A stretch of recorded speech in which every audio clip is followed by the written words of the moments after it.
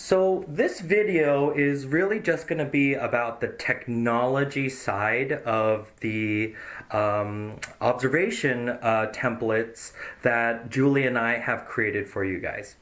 And we'll spend more time in the coming months really going in depth in terms of how you're going to use those observation forms, like in your day-to-day life in your classroom. That's kind of a much bigger, where the real topic is, but we didn't want technology to get in the way. And so for some of you, this is, maybe stuff that you already know, but for other people who aren't familiar with Google Drive, this video is for you.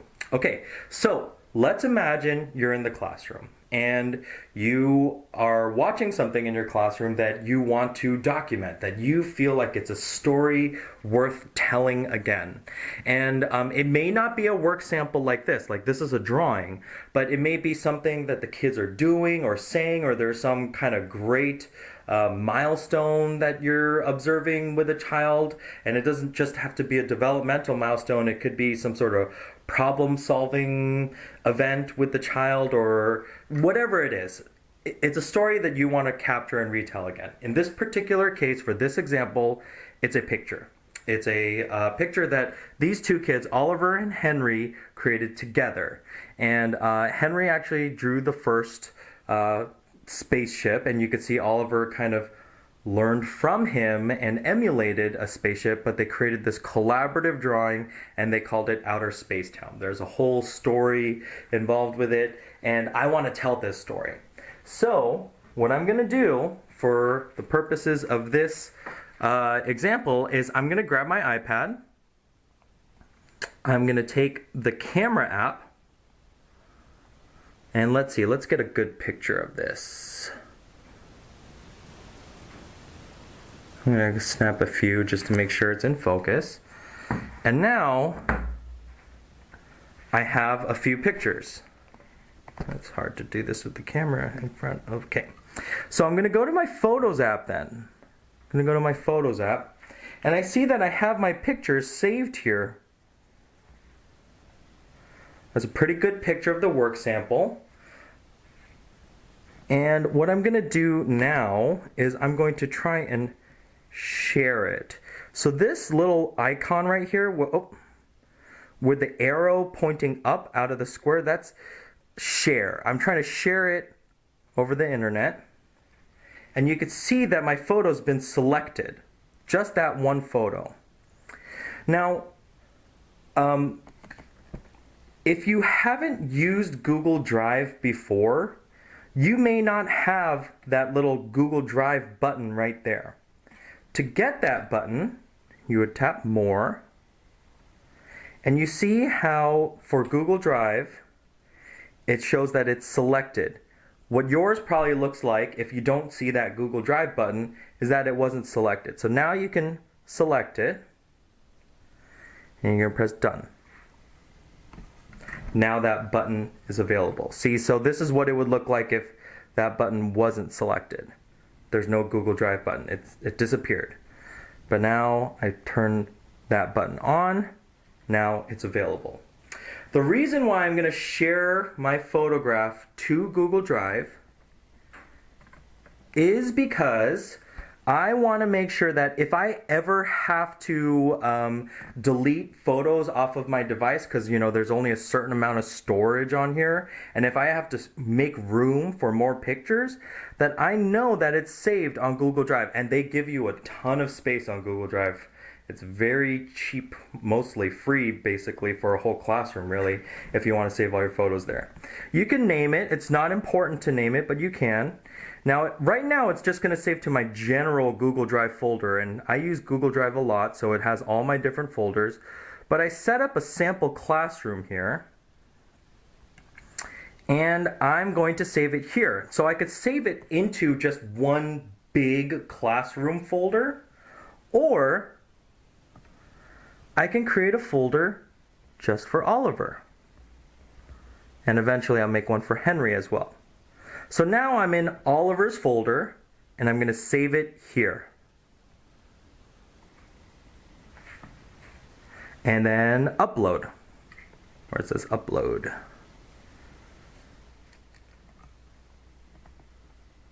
You can see it's working. So once you have your photo saved, you're not necessarily going to upload from Google Drive, but your photo will now be saved on the cloud. You can now delete it off of your device if you wanted to. Okay, so that's how you save your photographs and take photographs using your iPad. Now let's actually use the observation template form. Okay, so now that I have a Google Drive folder saved, there's really only two apps that you're going to need for this. It's Google Drive and Google Docs. Now if I go into Google Drive, for the purposes of this example, I'm going to go into, where is it? It's in this folder. It's in my sample classroom, right there. My sample classroom. And you can see that I have my photo saved there. Oh, that's actually from while I was testing this out. Let me get rid of that. Sorry. But you see I have Oliver's folder right, where is it? Right there. Right there. So there's Oliver's folder. I'm going to open that up and I see his picture is there, right? So I know that it's saved. And that organizes things for me. So I can create another folder in this document, in this app right here. Focus. You can do it. Okay. So I can create another folder here pressing this plus button. And you can choose a folder. You can actually take a photograph that will immediately upload it into this folder if you want. And I can open up my Google Docs, but I want to create a folder. And I want one for Henry. And I can create one like there. So you see I have two folders now, Oliver and Henry. And I could create folders. Let's say I have another kid in my classroom named Veronica. So I can get my whole classroom in there. I can have folders for every single kid. Okay? Now, once you have your template, let's see, you could do it. Okay, once you have your observation template right here, right now it's blank. You can see on the icon there, it shows that it's blank. There's nothing in there. There's no information. It's just a blank template. But what I want to do is I want to use it. I want to use one for the purposes of this observation. So if I opened up this document and used that one to create this template, then it would overwrite the template, right? And then I wouldn't be able to use that again. So what I want to do is make a copy of it. I'm going to make a copy of it. So now you can see there's another copy of it. I'm going to press these three dots right here. And now I want to move it into, let's see, my drive. Where's my sample classroom? And I want to put it into Oliver's folder. And now I'm going to move it here. So if I go into Oliver's folder, there is my template. Now right now it's called copy of template, but really what I want to do is I want to rename it. It says copy of a copy of DZ observation form template, but I want to call this Oliver observation. And for me, I'm a big believer of having like descriptive file names and titles. So today's date is May 24th. So I'm going to call this 05/24/2017. So now, if I were to just look at the title, I can say, oh, this is Oliver. It's May 24th, 2017. I'll rename it. And now, that file has that name. So I'm going to open that up. So what just happened here is it's opening up a new app. It's opening up Google Docs. Now in Google Docs, I see that my latest document that I've been working on is Oliver Observation. And I'm going to open that one up. So again, when you look at this document, it's blank. There's no information in there. So what I'm going to do now is I'm actually going to, I'm going to edit the document. To edit the document, I'm going to actually press this little blue pencil button that's right down there in the right hand corner. And now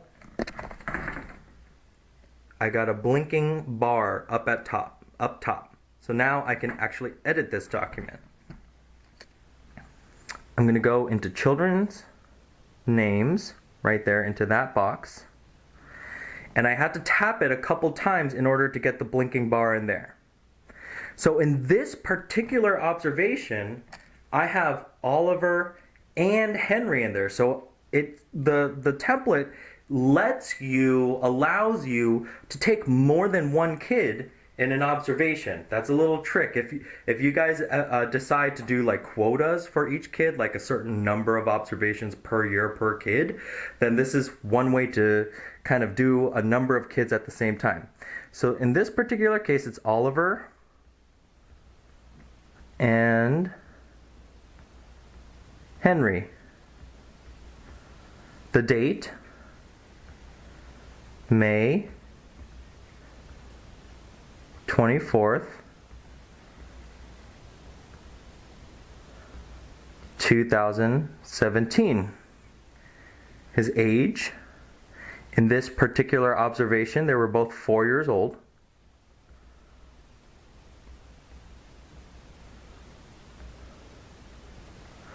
If you're doing infant and toddler work, you might want to put the months, especially up to 36 months. Generally, people do the months for how old the kid is. And there are some little tricks where teachers would carry around rosters that had all their kids' birth dates and that would make it easier for you to calculate like how many months the child, how old the child is.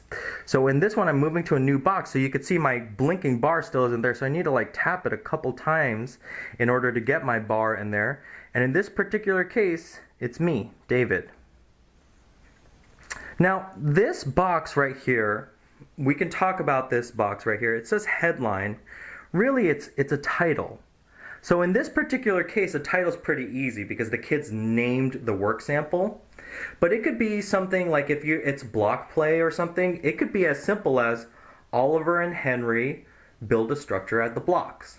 It can be as simple, or you could get creative with your titles. You know, you could say a metaphor for children's collaboration or something like that. You don't have to get creative with it, but all right, are we in business? Okay, sorry, the battery died.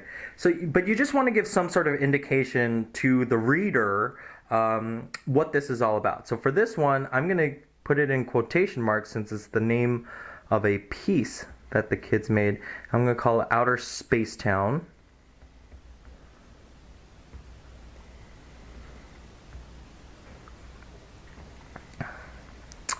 And now, if you want this keyboard to disappear, there's a little keyboard button right there, and I can see the full document now. But I still don't have my picture in there. So I'm going to go into the observation box. Tap it once, still nothing. Tap it again. Nothing's happening, right? It's because I'm not editing. So I'm going to push this blue button, edit. I'm going to scroll down. I'm going to go to this observation box. I'm going to tap it a couple times. Now I got my blinking bar. Now here's a trick when you're putting in a photo into a Google Doc. You want to press return a couple of times. Now I'm going to press this add button. Whoop, up there. There's a little add button. I'm going to push this add button and I want to select image. Image. Now this image that I'm about to select, it isn't the one that you saved in your Google folder. So if you took a photo and you saved it to your Google folder, you want to wait before you delete your photo. You want to wait until you do your observation form. But if you can't get it from your observation form, there is a way to get your photo into your Google Doc by using a computer. But if you have the photo on your iPad, like you haven't deleted it yet, you're going to go into your photos, from photos. I'm going to select this picture right here. And I'm going to get rid of my keyboard here. Get rid of my keyboard. And my photograph is now in my observation. Now, this is up to you to decide. So, if this were me, and this was my observation that I took, and I put this picture here, sometimes I let the picture just speak for itself, right? This is an observation. The story of the picture is enough, right? In this particular example, I don't feel like the picture of the work sample, the drawing, I don't feel like it tells enough of a story. Like, I don't think it captures what happened there. So, oops, again, I'm messing up again. I need to press my blue edit button. I go into that box until I get a blinking bar again. Press enter a couple times. And now, I'm ready to type an observation. Now, to keep the video moving, I don't want to, because right now I might write a couple paragraphs about what happened. I might write just one sentence. It really is up to you.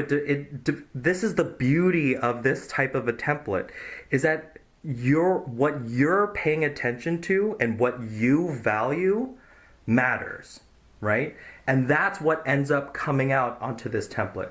The other thing is so if you're just capturing an observation just to do the observation, it's pretty easy to tell. You know, as someone who's reading your observation, I can tell, oh, this person didn't really care that much about this observation. They just took it just to take it, probably because they had some sort of quota or something like that. But, you know, just keep in mind that the parents can probably perceive that as well, right? So you want to put some sort of intention or thought into your observation. But for the purposes of this video, this is just about the technology. I'm just going to write in here, Henry and Oliver drew this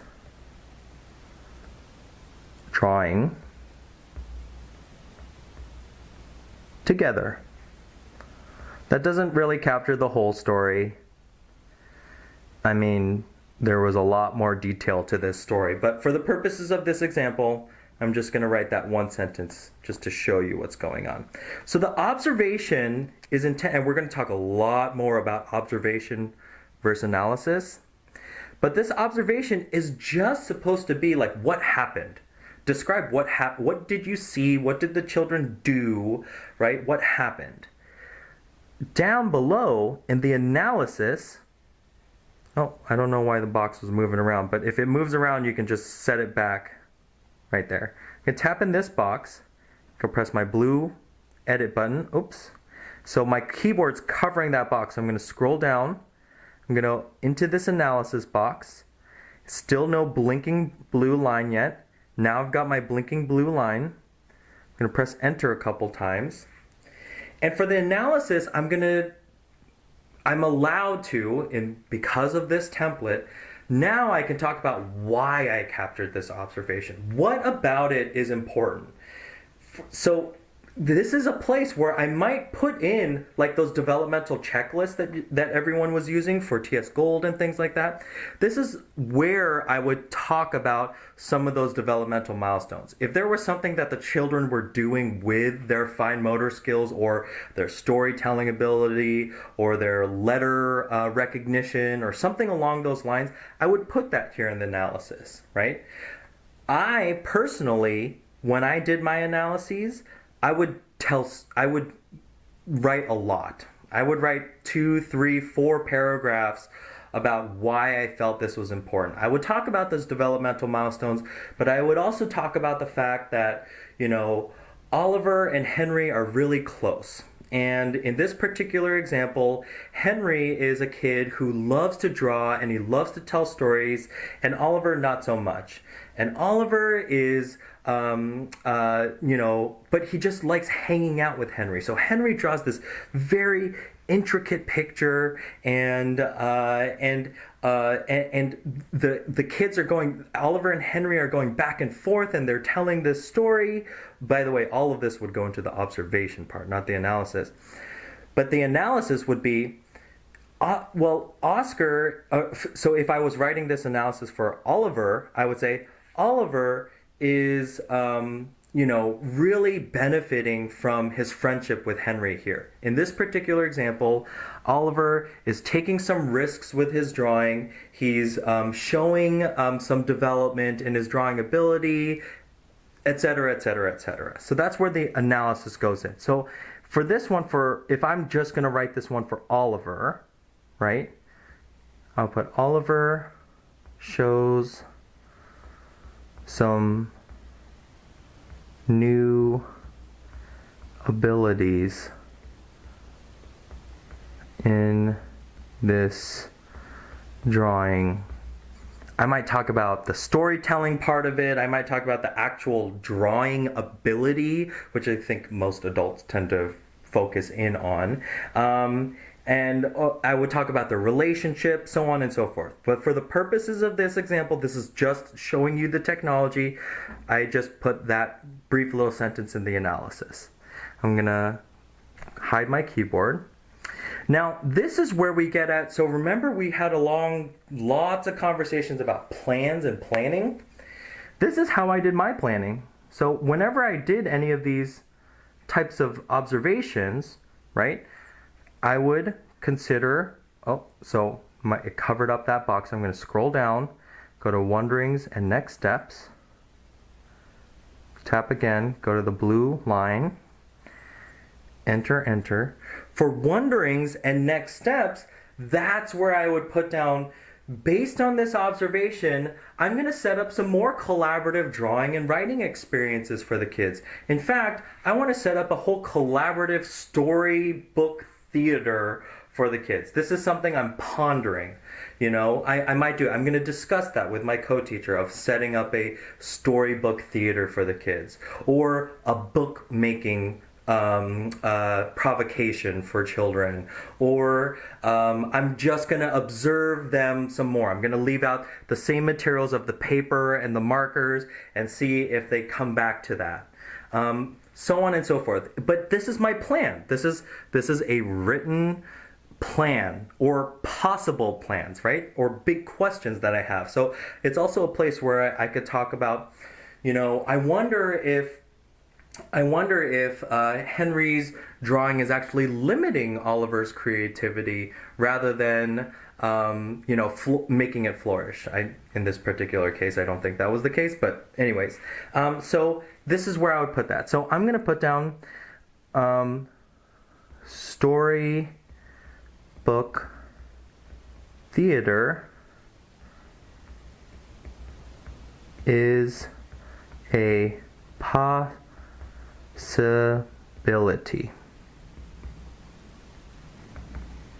So that is a very simple but completed observation form. Okay? And it's got all the elements of a framework. So if you want to get creative with it, if you want to make your own template, if you want to do your own bells and whistles to it, or if you my personal observation forms, I would do I would make it look more like a diary for kids. Each kid had a diary. We can talk more about that, but that's the technology. That's how this technology works. So, all right, I'll see you online.